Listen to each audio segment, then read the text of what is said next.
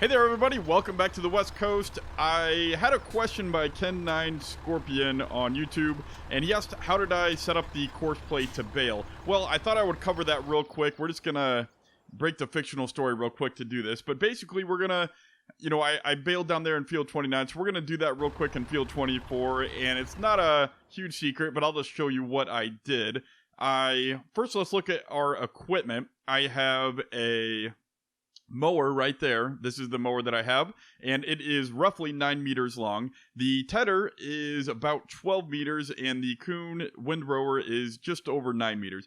So you can see those are all very similar width. And so basically what I did is, off screen, I actually went through and I recorded a course play course for my brother, and then when I started the actual recording, I did not actually, so I recorded the course play course, I exited out, I did not save the game, because I wanted to show you, like my brother doing the work there, right?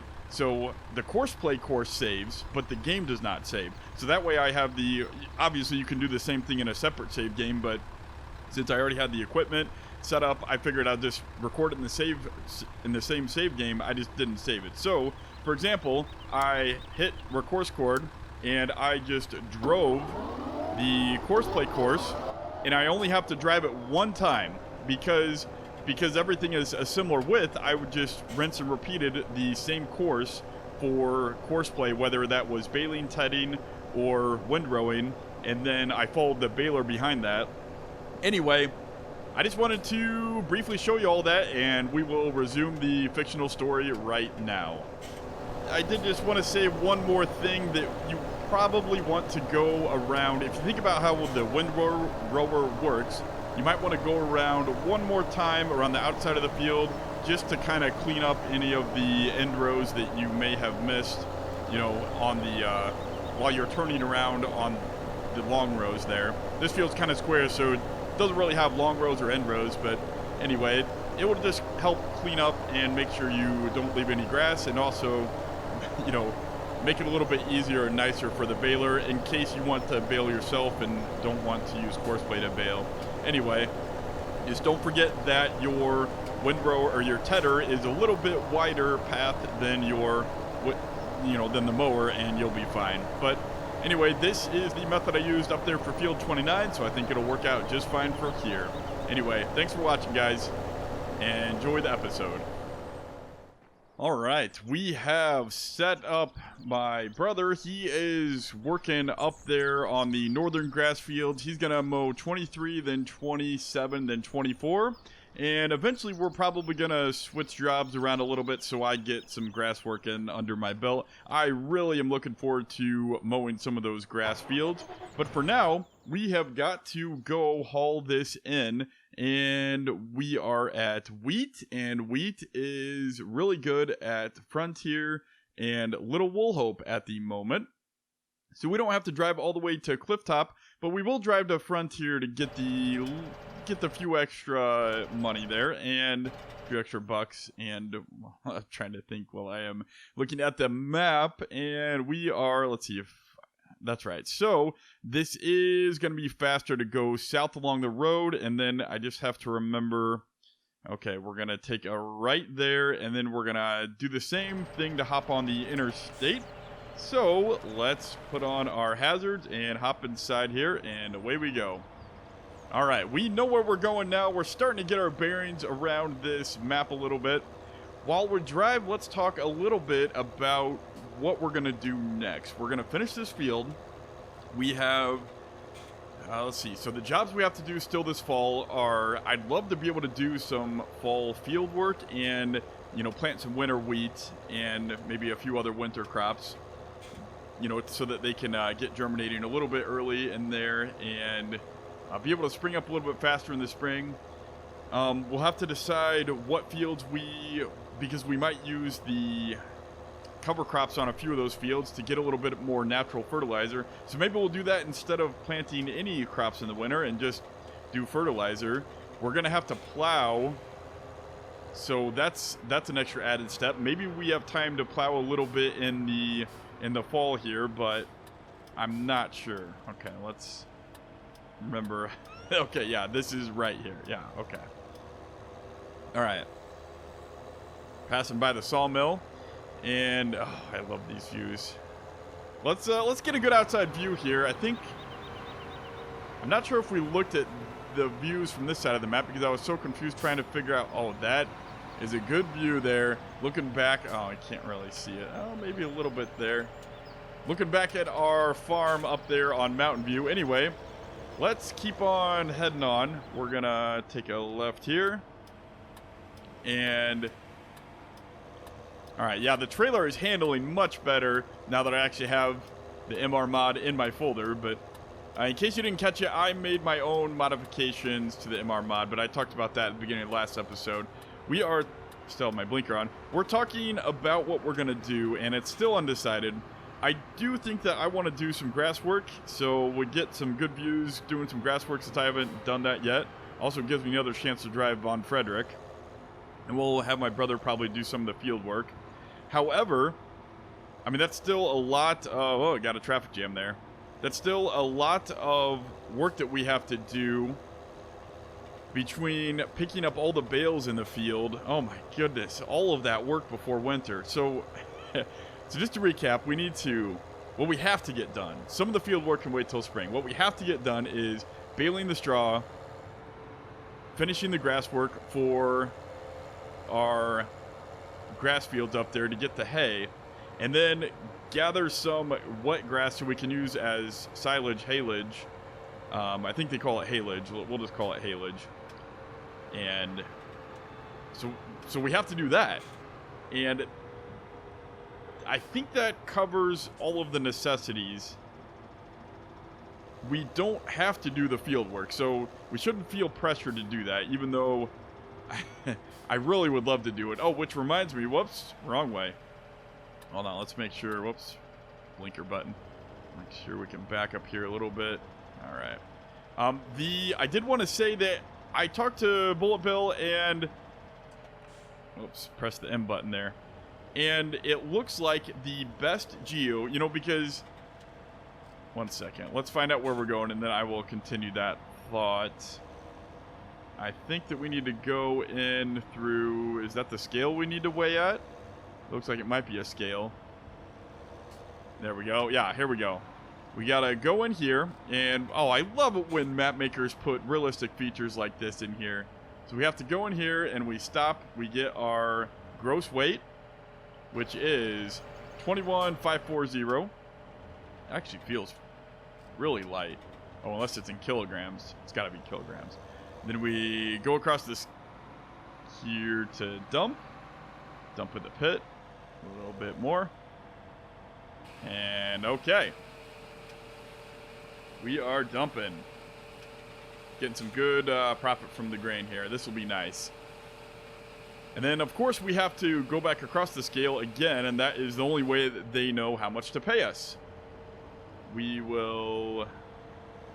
All right, so harvest income. So it gave it to us a little bit prematurely.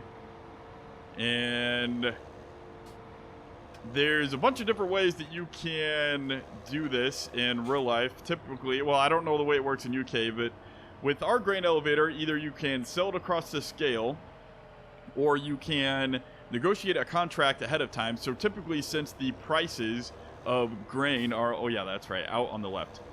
Since the prices of grain are a lot better in the summer, or, whenever there's not harvest time. So for corn and soybeans, what I'm familiar with, obviously the harvest is later in the fall. So the prices are better in the spring and the summer, typically the summer, because in the spring you have the Brazil crop. And that is, okay, yeah, just jump in front of me there.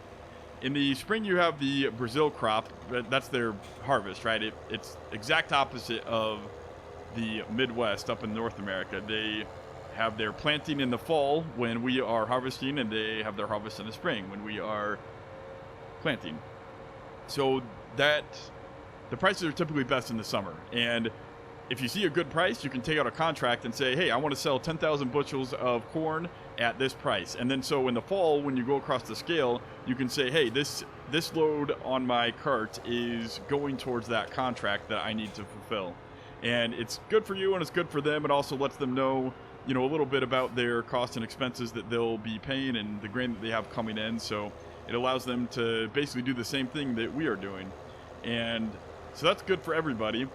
Or you can do what's called price later, because you can't accurately predict everything that you are selling in the fall, right? So you look out there in the field in the summer, and is it gonna hail? Are we gonna have a tornado that rips up half my crops? Or am I gonna be able to have a few 100,000 bushels to sell? You don't know.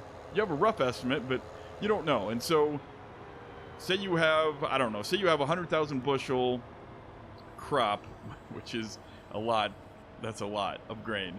But for easy math, let's just say you have 100,000 bushels of grain, and say you have a contract for, I don't know, say half of that, so 50,000 bushels, and the excess, since you didn't accurately know how much to contract, you don't want to sell it across the scale, as I just discussed, because the prices are not going to be as good. Instead, you will want to do what's called price later. Most grain elevators have this option where you can say, hey, I want to price it later, I don't like the price now, and you essentially pay for storage costs for a set time and drying costs for a set time. Well, you typically have to pay for drying anyway, but you pay for drying costs for a set time and storage for a set time, and then you can sell it later, like in the winter, or, you know, a few months after, you know, January, February, or something like that, and get a better price for the grain, as opposed to getting the price that is as it exists when you run across the scales in the fall. And I forget here, did I finish emptying out the combine? Can't even remember if we were full or if we had to stop emptying. So let's just park underneath the auger here, and we will finish up this field. Okay. I think that is a good place to leave little Fritzy there. Got Fritz and Bessie back together again. Look at these guys. They are just enjoying the fall harvest. Okay, but no time to talk and gawk at the harvest. We gotta get going. And I was using, yeah, there we go. I was using GPS, so we can reinitiate that. And just to make it a little bit better, let's get rid of the lines here. Okay, there we go. I discussed with a lot of people, it looks like most people like time-lapse videos, but, you know, I don't. And so I think that I will do the cinematic harvest, and I'll just see what you guys think about that. And so that way you can see what I have in mind for, you know, kind of a cinematic harvest when I run out of things to talk about, but that's not going to be now. I got plenty to talk about now at this moment, so, yeah. We'll cover that maybe next episode. But for now, let's jump inside the cab here. All right, we are going to hit our course, and we will get going. Got a lot to do today. I did just want to talk about... Okay, make sure I am on the GPS. Yep. I wanted to talk about why I did this. I don't know. We call it... I don't know why, but it's called a land or an island in... I know, that's what my dad always called it. This path that I made in the middle of the field, let's zoom out. It's called a land or an island. That's, I don't know why, I mean, an island, you can see why. I don't know why it's called a land. But anyway, that is what it is called. The reason that I do this, and if you ever see farmers doing this in real life, it just makes it a lot easier to turn. Instead of having to turn, you know, 270 or 180 degrees up one way and down the other way, right next to each other. It just makes it a little bit easier to turn. And also, if you imagine a grain cart trying to follow the combine and unload at the path, it makes it so that the grain cart doesn't have to hit you just on one way. It can hit you going, what is this direction, north? So in this field, the grain cart can hit you going east, and it can also hit you going west. Because if I turn around over there on the inside path of that other row, it could hit me going back that way. So if you're running an auger wagon that dumps in a truck, it might not always be able to hit you on this side. Oops. I just realized I forgot to dump the combine when we were back over there. Okay, so what we're going to do is too much talking and not paying attention. we're going to turn around over there, and we're just going to cut along the GPS path back to the wagon. We'll dump, and then we'll be on our way again. But anyway, it kind of works just like this, right? Another perfect example. We are on the outside. The auger is on the outside of the path, so basically the grain cart / auger wagon will always be able to dump, or you'll always be able to dump on that no matter which way we go, no matter which side of the no matter which direction the combine is traveling. And like I said, it makes it easier for the combine to turn, which makes it faster, and anytime you improve efficiency is what you want in the field. I also wanted to talk about something else pointed out by, I'm probably going to butcher his name, user Ionry MTX125. He kind of pointed out something that, well, we'll talk about that in a second here. Let's just back up here and get a load dumped onto our little wagon here. Okay. We will dump in right there. All right, so while we're dumping, might as well hold on. Let's just pause to enjoy the view. Okay, before I talk about what that user said, I was talking with BulletBill. We never finished. We never finished this. BulletBill was saying that the climate and the growing seasons line up really well, actually, with the Germany geo for seasons. So I downloaded the Germany geo for seasons. We were actually using it for the Gorali map, and he said that the climate and the growing seasons fit really well based on what he sees where he lives, which I think is Herefordshire, if I'm getting that correct. Anyway, we have switched to using that geo because that's what he feels is the most realistic with everything, and including the temperatures, which I was kind of surprised. But anyway, that's what they use on their dedicated server, so I want to use the same thing as well. And it will also allow us to harvest wheat in the summer, in the early summer, which is great because he was remarking how, you know, oops, I accidentally hit the head button there. I was trying to hit the GPS button. Sorry about that. He remarked that, you know, this, while it's pretty, he rarely ever sees this, where you harvest cereal crops and there is fall colors showing. It is almost always done in the summer.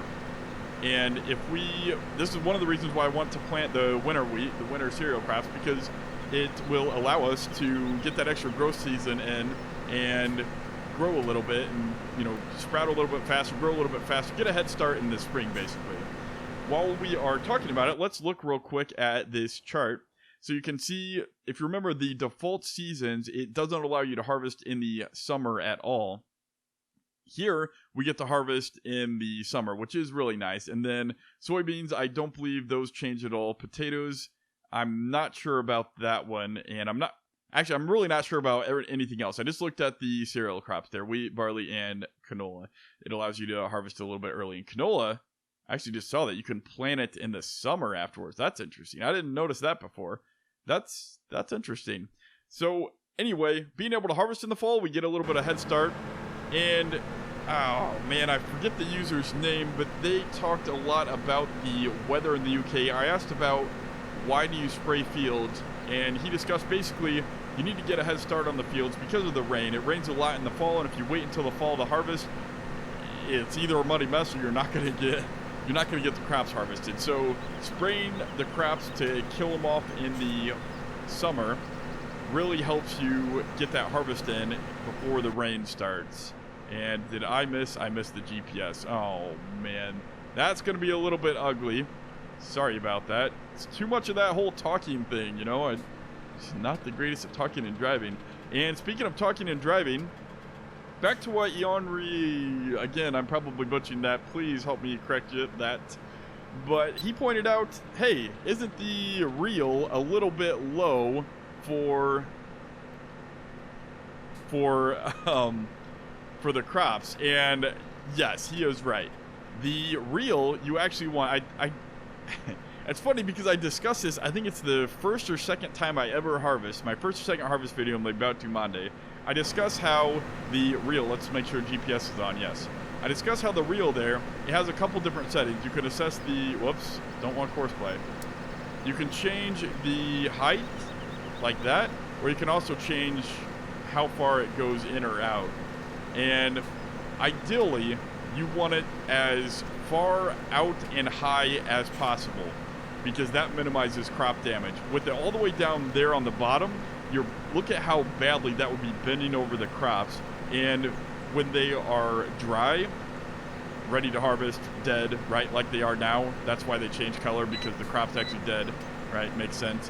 When they are dead like this, they get really brittle, and I assume cereal crops are the same as soybeans, where they actually get so brittle that that reel, when it bends them over, it kind of shatters them, and they fall down to the ground, and you lose a lot of grain from the head, you know, the header loss. Some of it can't be avoided, but having the reel as high as possible goes a long way to helping avoid that problem. So as long as things are feeding in smoothly, you want the reel as high as possible and really far away. Basically, you don't want a reel, essentially, because it just increases your head losses. And I can't believe I discussed that at length in one of my other episodes, and and then I completely forget to adjust it myself. So in my defense, if you're driving a combine in real life and you have the reel low like it is, wait, how did that get lowered? I didn't lower that. That's weird. Anyway, if you have it as low as possible, you're gonna see, you can visibly see the crop getting bent forward as you drive the combine. So you're gonna know if that is wrong, if you have the head set up incorrectly. And I would have definitely been able to catch that myself if it was, you know, if I was driving a real combine. But based on the limitations of the game, they just don't have that animation, and I didn't see that. So I don't know why why does it keep moving down like that? Is that a button? Hold on one second. Is it slowly lowering? Maybe one of my, no? Yeah, that's interesting. Anyway, let's continue on. Whoa, somehow GPS got turned off there. And we are just about done with this field. I think the rest of it should be able to fit on the combine here. And, you know, we'll have to remember this in the future. We need to record all these combine fields with course play so that my brother can come in here afterwards and harvest the straw, or bale up the straw, rather. I think that would go a long way to helping be able to just give my brother basically whatever job that I want. That's basically what I'm doing up there with the grass work. You know, it allows us to give him whatever job that we desire. And then, actually, I mean, once the course play is set up for combines, heck, we could even put him in the combine and let him do that as well. So I think that'll be fun. The only limiting factor would be then at that point we would have to try to keep up with the combine and make sure, whoops, we don't want to turn that sharp. Yeah, course play on the wrong course there. Let's just go back inside the cab. That'll be a little bit easier.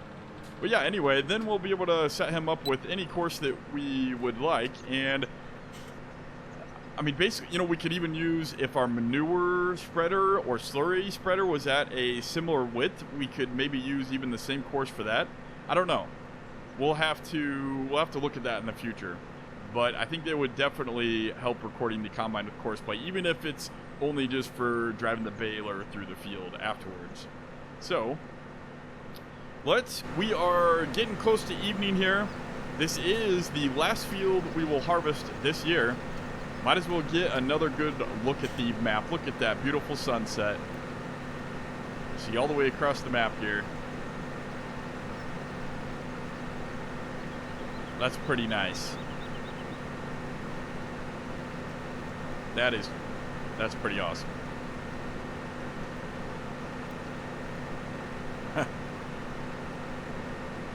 All right.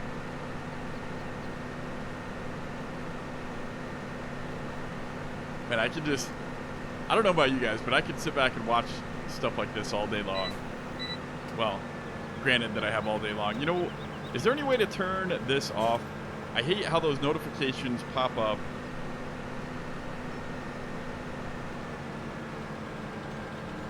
And stop you from doing whatever you're doing. Canola, huh? I'm recalling that there is a canola field that we said we weren't going to harvest. I believe it's 55, maybe 54. There's a field down there that we could actually go harvest and buy, but I think that we're done. We got to save some money for our cows. And, you know, it's getting further and further away from the farm. It's just not what I want to do. Also, while prices do rise and fall, I think that I am trying to avoid... Whoops, why did I put the auger in? I'm going to try to avoid selling at great demands. I mean, I'm not going to try. I am going to avoid selling at great demands because it makes the game unrealistic to me. Actually, I don't know if did Dural maybe disable great demands. Let's take a look real quick. Let's look at prices here. Because they are... No, it looks like great demands are there. It's just... It's unrealistic. Well, maybe. No, yeah, it's just... It's an unrealistic price increase for... Wait. What? How is... Wait, is that the great demand? No, that's just... Blue's great demand, right? Clifftop Farm? I guess Clifftop Farm just might have a lower multiple for canola there because even at a great demand, it is lower than either that or great demands are disabled for the more realistic mod, which makes sense because like I was saying, it's just, it gives you an unrealistic price. I mean, if the price is doubled or, you know, you get half of it added back into itself, it's just, it seems a little bit unrealistic of a price increase, but... If great demands are disabled, or if the price is consistent with the rest of the prices on the map, then obviously it won't be too unrealistic, and maybe we can still utilize great demands. All right, let's put the auger back in there, and we are done. I think that to make things easier, we will let's bring Landy on in the field here, just to make things really easy for getting the header back on there. And let's see what else. I believe it was Sam Gunn who pointed out that to clarify, you do need... Whoops. You know, there I go. Entering into the wrong side of the vehicle. Well, it's the right side if you're in the U.S. But Sam Gunn pointed out, and I believe it was him, correct me if I'm wrong, but he did point out that combines are required to have an escort vehicle ahead of them. And typically that is the escort vehicle that is pulling the header trailer. And I think that we will probably try to do that in the future. But right now, I'm thinking, actually, yeah, we'll be legal. So at this point, whoops, I kind of clipped it through the trees there. At this point, we should leave the... Yeah, let's be realistic. So I will save driving the combine home with Landy when my brother is available for hauling. And that way... Oh man, Landy's struggling a little bit here. I guess maybe we turn too sharp. But we will save driving these home for when we can do it a little bit more realistically. For now, though, I think we can leave... Nah, we'll pull Landy off the field after we get the header on there. Alright, let's hop back in here. And get centered on the trailer, which I think is about there. We're a little bit behind, but this is a smaller head, so we can afford to do that. And here we go. We need to disconnect the PTO first. Okay. In real life, there are a few things. It's not just... I mean, that's actually fairly easy. We actually have, like, our PTO, it has a chain shaft there.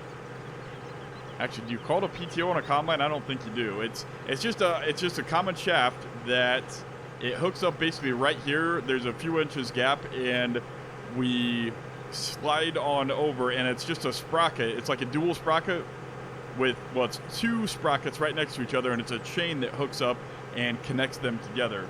And then when you're taking the header off, you take off the chain, and then you slide over the other sprocket, and it gives you the distance there where you don't have to, where basically nothing's holding on the head. And then underneath the head, there are a couple pins on our header that connect the bottom of the head, and then the top of the head actually just rests up there. It kind of just sits up there, and it's held on by the weight of the header itself.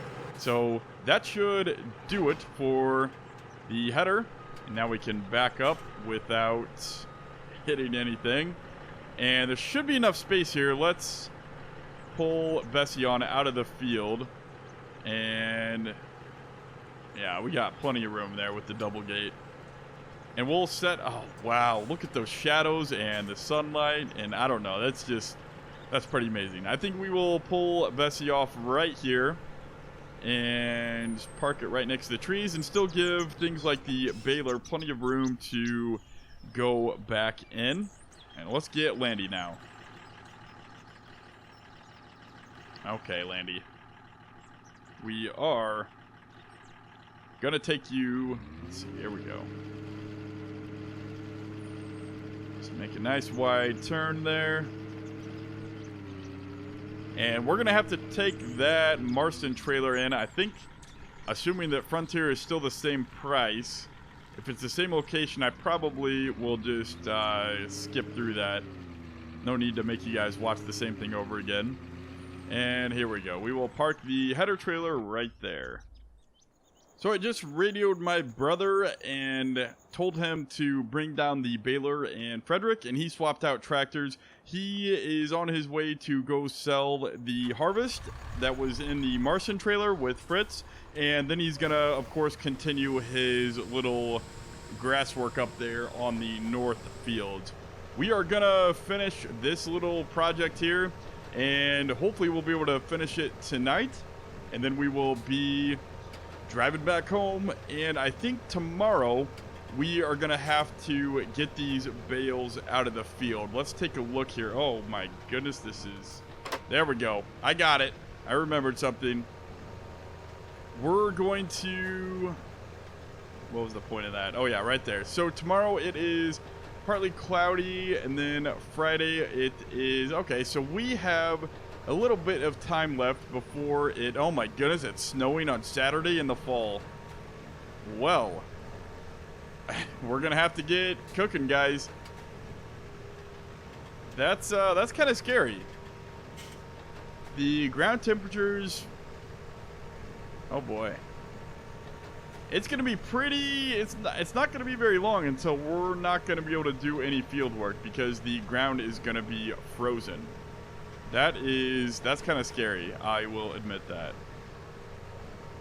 Okay, let's do a U-turn here. We're trying to do all of the long rows here before we do the end rows, so that way we're not trying to turn around and there's a bale there in the middle of our path.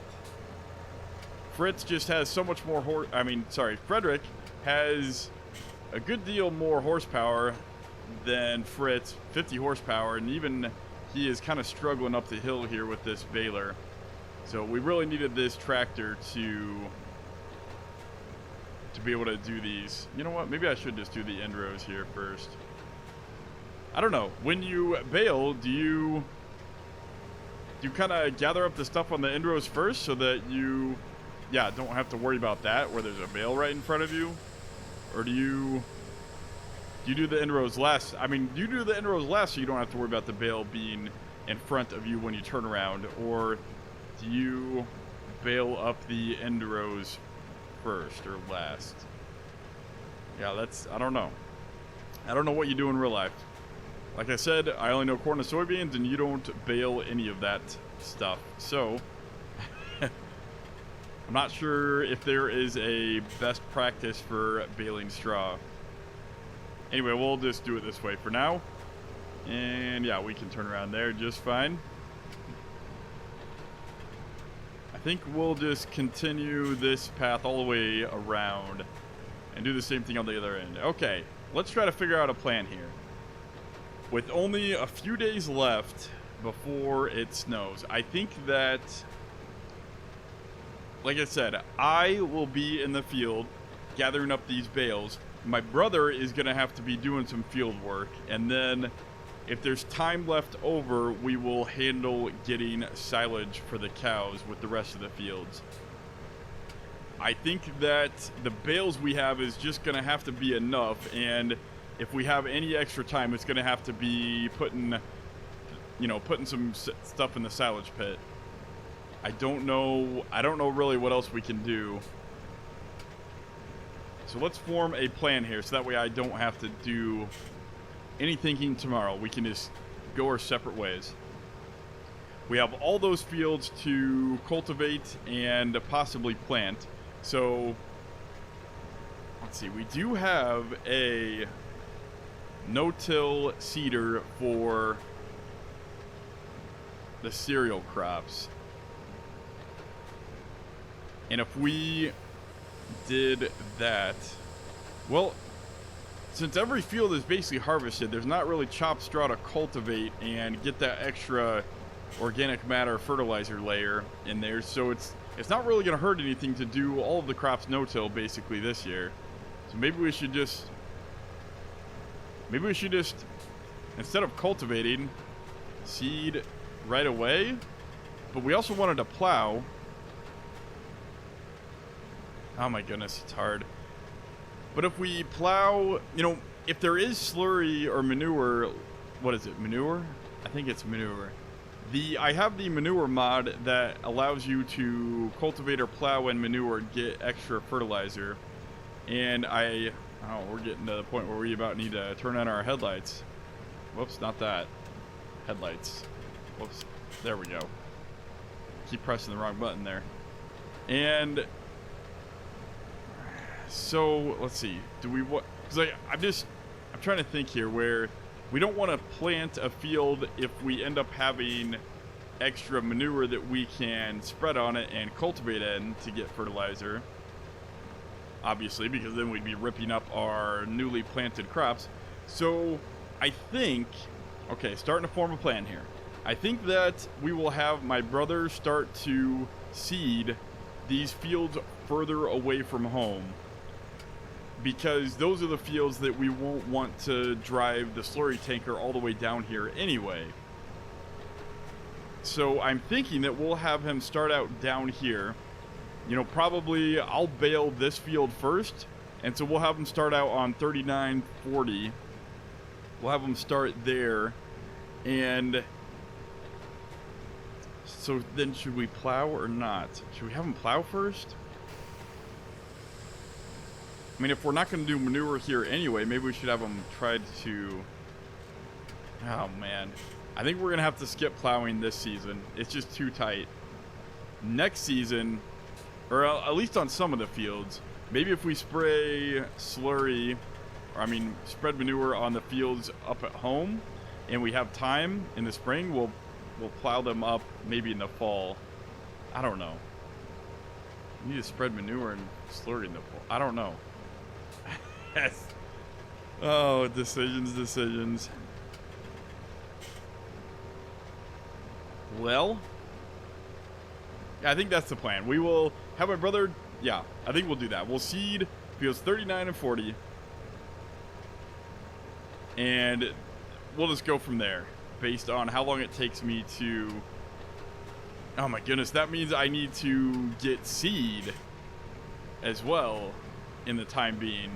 And that's another deal. Okay. We're going to have to call the store and order some seed maybe tonight then, and figure out what we're even planting. Oh boy, what a nightmare. I think that if we... That's a good plan, right?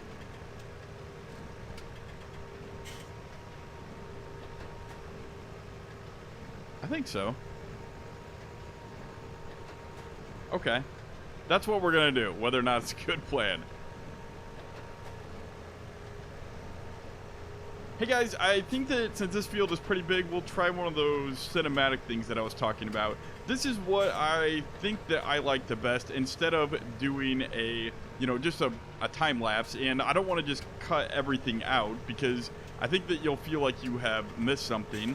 And I don't really know what else to do, but I'm not a huge fan of time lapses again. So, but I will do them if nobody likes this idea and it's really what everybody wants. But let's try this idea first. I think it could be good, so please let me know what you think about it.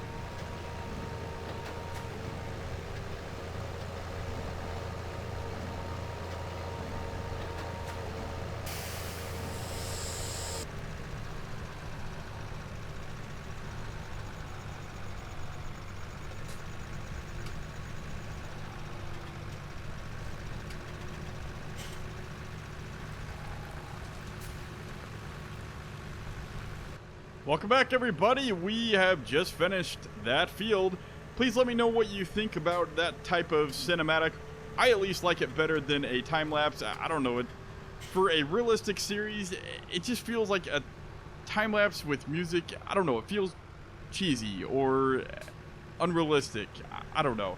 I feel like something like that gives it a little bit more flavor, where it's like you are playing something that's a little bit more realistic. I don't know. Anyway, that's at least what I feel like.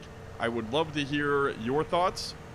I think it still kind of gives you a good sense of what's happening in the field. It's not just a cut towards the end, and it gives you some pretty pictures of Farming Simulator as well. So I like it, but again, I want to know what you guys think. We are heading home. We're gonna check on Fritz and my brother when we get there. They should just be about done with a few fields. Just so you are aware, it is 1936, 736. We are, let's see, gonna take this turn here. We'll hit the right blinker there.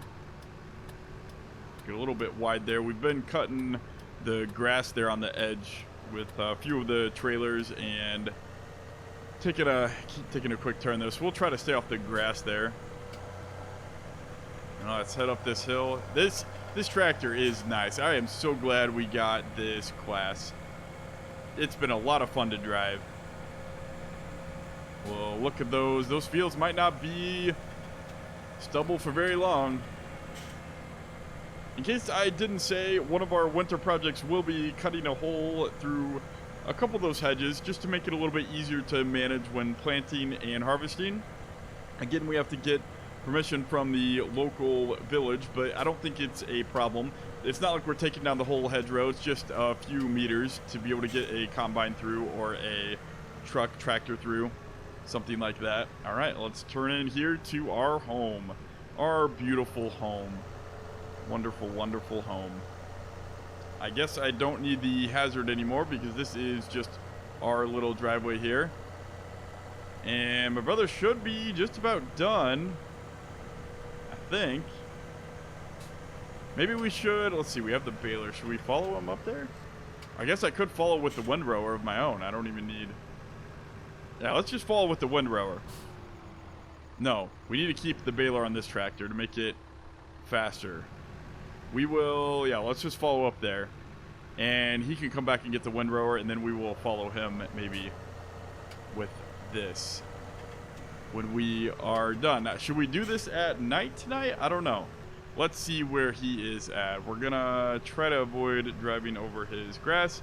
If you look, we are heading in there. We're heading over to field 27.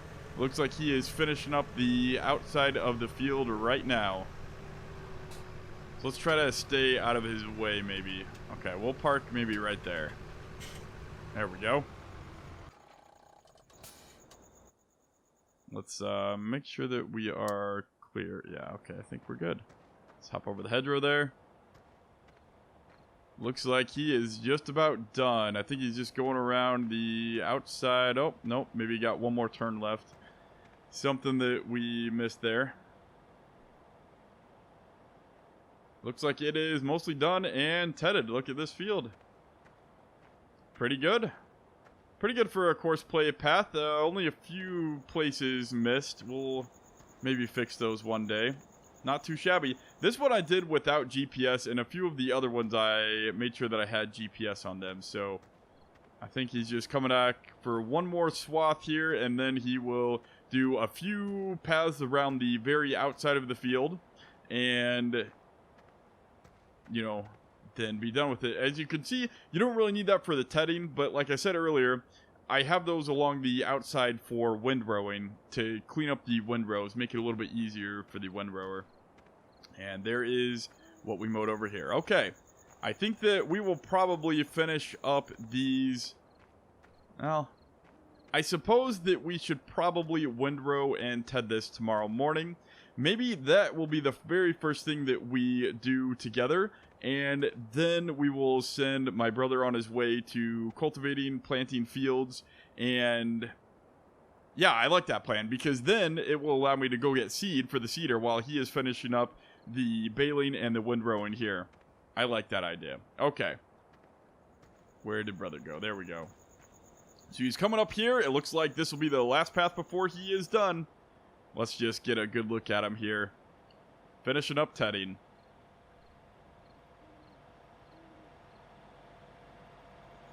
All right. Thank you very much, guys. Don't forget to give me a subscribe and like it if you enjoyed. Until next time, I'll see you guys later.